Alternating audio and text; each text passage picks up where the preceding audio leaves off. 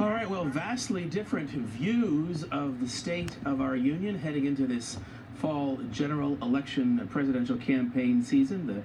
The candidates wrapping up their first debate at the CNN studios in Atlanta. No handshake on the way in, and I'm going to guess no handshake on the way out. Glad to have you along with us as we take apart this first face-off.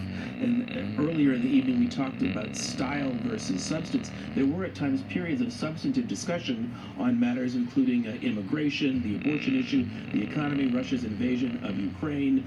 But I think there will be a good deal of attention paid to the style of the candidates and what we saw this evening. Vastly different views and a vastly different debate. As you mentioned, there was no handshake at the beginning. There was very little interrupting, just a hair, but their mics were cut.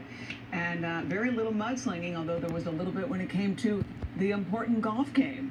So yes, they talked about economy, immigration, abortion, and other important issues. Let's go to 7's Brian Fonseca. He's the director of FIU's Jack Gordon Institute of Public Policy, and of course our 7 News political analyst. Brian,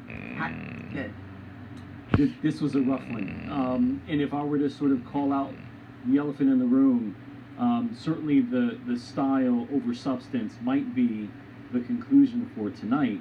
I think one of the big things is that Trump probably did very little to upset his base. He probably kept his base intact. Maybe captured some of the middle, maybe not.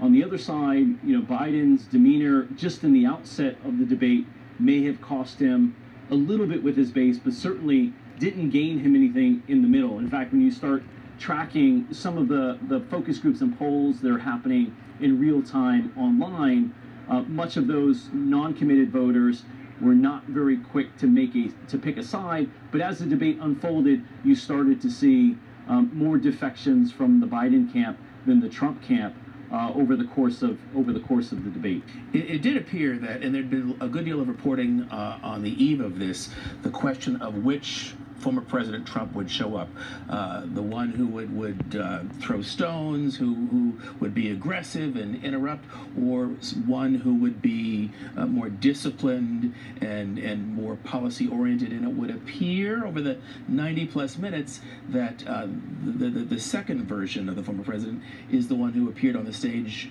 this evening. Yeah, and that may have been a product of the rules, by the way, right? I mean, the idea of shutting off the mics, perhaps boded well for Trump, because I think it did project Trump in a far more composed, deliberate, mannerisms that were far less confrontational, very direct, and sort of strong. And I think, again, the rules may have supported that, or that may have been part of the game plan coming in to sort of project himself as a composed, thoughtful, and strong leader. But nonetheless, the style of Trump's performance tonight, I think, was incredibly better and stronger than Biden's performance this evening in terms of style.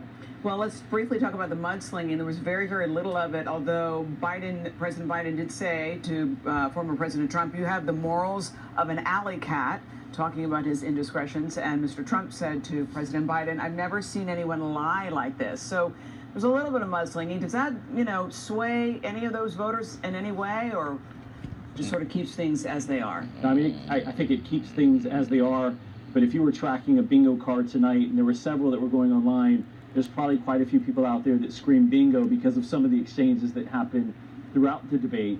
But I think, again, it probably was par for course, so to speak, and not much of it was overly impactful. It may play into some of the sound bites that take to social media, where you have a lot of the constituency out there sort of tracking how the debate won from social media. We saw those in some of the polls that were released before the debate.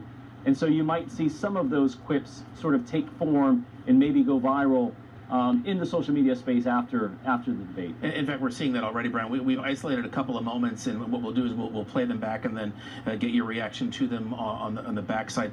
We'll begin with the near beginning of this debate face-off with an exchange with President Biden. We'll go to that. Yeah, when I